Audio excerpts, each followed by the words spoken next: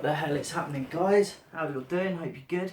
El Stevo here, back once again with you after the worst weekend I've had in a long time. I was so sick, so sick, you would not believe it. Luckily, starting to feel a little bit better today. Finally managed to have something to eat this morning, so hopefully I don't come across as too weirded out. I've not had much sleep in the last 4 days, so. But got to start back somewhere. Right, today's review: Westworld, HBO's Westworld. Wow, highly anticipated show, but damn, what a start! It's been a while in the making. They spent a lot of money. They've been looking for a show that could potentially replace Game of Thrones when it finishes in 13 episodes time. And this Jonathan Nolan's recreation of Michael Crichton's film Westworld. It's got all the hallmarks of being a fantastic show. It's got sci-fi elements, upstairs, downstairs style drama, maybe Downton Abbey-esque drama. The Wild West theme. It's got obviously the androids and AIs. They've got the godlike figure and Anthony Hopkins. This show's got everything, and the way they opened it was just absolutely amazing. Obviously, they kind of pulled straight from the 1973 film in the opening scene. If you've seen that, there's a lot of death and a lot of destruction. A little slight play, the Man in Black is human in this, whereas in the original film, the Man in Black was the robot that went on a complete rampage.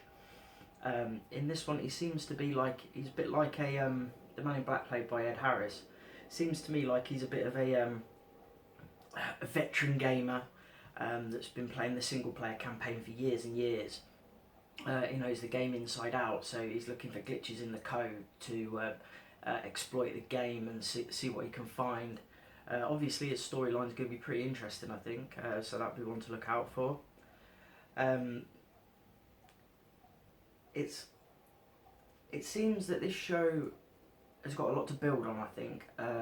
It opened really well, but there's so much more potential that they've left. I mean, obviously with Dolores, she's the oldest robot there. She's one of the originals. I think that's why the title of this episode is the original. And obviously in the real world, outside of the Westworld, which is a high concept theme park for rich dudes, basically. Rich dudes pay an exorbitant amount of money to go dress up as a cowboy, fuck women in brothels, and shoot outlaws, I guess. Basically just debauch and be rich idiots in a setting where their debauchery causes no one harm except for robots that need cleaning up. I'd hate to be the guy that cleans up after these dickheads have gone around shooting the robots. But the robots have malfunctioned a little bit. They've added some code into these AIs, and they've started to bring up past memories and recite old lives that they've had. So they've got the outset of problems going forward in the show. What interested me was in the real world, obviously the godlike figure, the guy that's run Westworld for 30 years is Anthony Hopkins, and all the robots that have malfunctioned, they've got stored downstairs, naked. I think that could end up causing a bit of trouble if the AIs go sentient later on in the series. They've got a shitload of robots downstairs that can just go turn. I think the potential for growth in this series is amazing. Any comparisons with Game of Thrones you can throw out the window, really.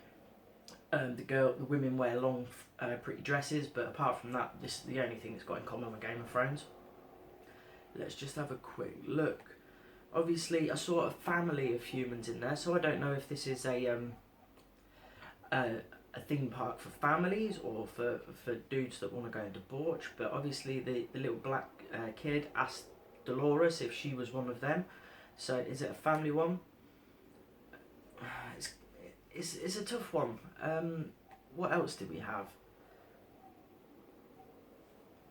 Basically, out of the box, this is the thing with a new series. It was a great season premiere, but with any new series, it needs to establish itself. It's not going to have the Game of Thrones fan base out of the box, but I think it's got the potential to, especially with the cast it's got. The cast is brilliantly shot, it's well written, I've said this about a few premieres recently. We seem to have hit upon a good season of TV here, guys. It doesn't really conform to any narrative trope at all. There isn't really anything you can compare it to on TV at the moment. Obviously, with Jonathan Nolan, it's gonna always be fantastic, and there's gonna be the exploration of AIs. I think I'm not sure. Are we gonna see like people going there and playing out rape fantasies? Are we gonna get humans killing humans that they thought were robots? I mean, there's so much that this show could go into. I mean, I've only watched it once. I mean, I will watch it again for sure. I'm still trying to look for anything else that I've missed. Obviously, leading in, I think that Dolores, she's the closest thing we've got to a lead character, really, Dolores. And is she gonna? There's a lot of whispering going on. Was there more? I think over time the AIs might start to become aware. Obviously, in the film, the Man in Black went on a complete shooting spree. Ford, obviously Anthony Hopkins plays the guy called Ford. He's the god. His protege is Bernard Lowe, who helps program all the other robots. There seems to be in the background a little bit of a ulterior motives going on too. Overall, I think it was a great start. I'm really sorry about this shitty video, guys. Obviously, you can tell that I've been ill for a few days, so I'm not quite on the ball. By the time I get my flash on out, tomorrow, I'll be back on form. But yeah, I think this show's got a lot of potential. The Man in Black, for me, like I said before, there's a lot of theories on the internet about him. For me, is your single player veteran who's trying to exploit the game for glitches to try and see if there's anything you can do to break the game. Other than that, I think HBO have done really well here. 100 million for a new series. They've promoted it like Game of Thrones. So obviously this can only get better. I will give it another review next week. I'll probably have a bit more for you then. I've only just put these few notes together, as you can tell. But I'm still watching Luke Cage, so I'll bring you some more videos on that. But it's good to be back, guys. I'll keep them coming this week. See you all again. Peace.